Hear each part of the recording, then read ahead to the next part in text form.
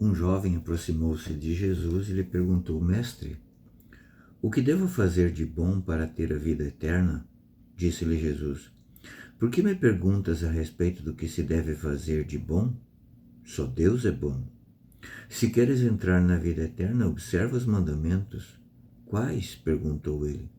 Jesus respondeu: Não matarás, não cometerás adultério, não furtarás, não darás falso testemunho. Honra teu pai e tua mãe. Amarás o teu próximo como a ti mesmo. Disse-lhe o jovem: Tenho observado tudo isso desde a minha infância. Que me falta ainda? Respondeu-lhe Jesus: Se queres ser perfeito, vai e vende teus bens, dá-os aos pobres, e terás um tesouro no céu. Depois vem e segue-me. Ouvindo essas palavras, o jovem foi embora muito triste, porque possuía muitos bens. No Evangelho de São Marcos, a gente vê mais claramente que esse jovem, ele não só seguia os 10 mandamentos, como também ele tinha um grande apreço por Jesus. Ele fez uma profissão de fé a Jesus, que ele chegou e ajoelhou-se diante de Jesus. E o chama de bom mestre. Jesus aqui vai dizer só o Senhor é bom, por 2 motivos. Primeiro, porque Jesus não quer ser bajulado como mestre. E segundo, porque Jesus realmente é filho de Deus, ele é Deus. Então, ele se coloca acima, né, da posição de um mestre. Possivelmente aqui esse jovem ouviu, né, a passagem anterior de que é preciso ser como uma criança para entrar no reino dos céus. Então ele vai perguntar agora, né, esmiuçando, para poder entender, né, o que ele deveria fazer mais. O fato é que esse jovem ele era muito apegado aos bens que ele tinha. E Jesus, olhando para ele, amou-o, como fala na passagem que está escrita por Marcos, amou-o e tratou-o talvez da mesma forma que um enfermo. Por quê? Porque sentia amor por ele e via que esse apego exagerado das coisas que ele tinha, isso de fato o estava atrapalhando.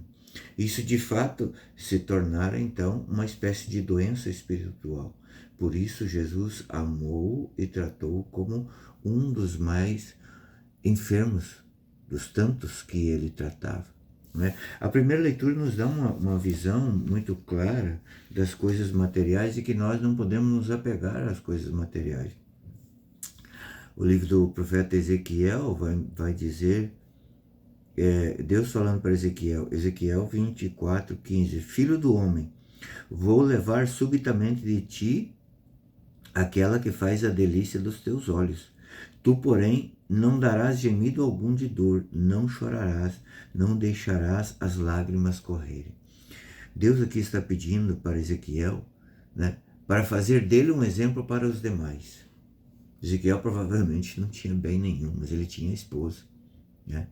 E Deus ainda assim tira a esposa dele para mostrar para os demais de que a gente não deve se apegar às coisas e às criaturas de Deus. A gente deve amá-las, sim, por causa de Deus. Não é só o fato de desprezar as riquezas. Tem doidos por aí que hoje dão todas as coisas, né, para tentar nessa loucura de viver, sei lá, uma vida exótica. São Paulo vai dizer, ainda que eu doe todos os meus bens, que eu entregue meu corpo às chamas, se não for por amor, de nada adianta. E é esse amor que nos faz entrar para a vida eterna. Esse amor dessa militância cristã. Não basta simplesmente dar as coisas aos pobres, não. É preciso agora sim ser como, por exemplo, como os apóstolos fizeram, como os santos fizeram. É preciso militar, é preciso lutar contra os pecados, né, da carne, os pecados, por exemplo, como Santo Antão.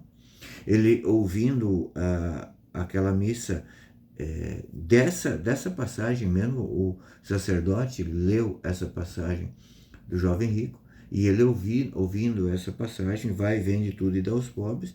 Ele saiu antes de terminar a missa, foi, vendeu tudo, deu a parte da sua irmã e deu o resto aos pobres, e foi viver, né, no deserto, foi viver lá num cemitério onde ninguém queria viver.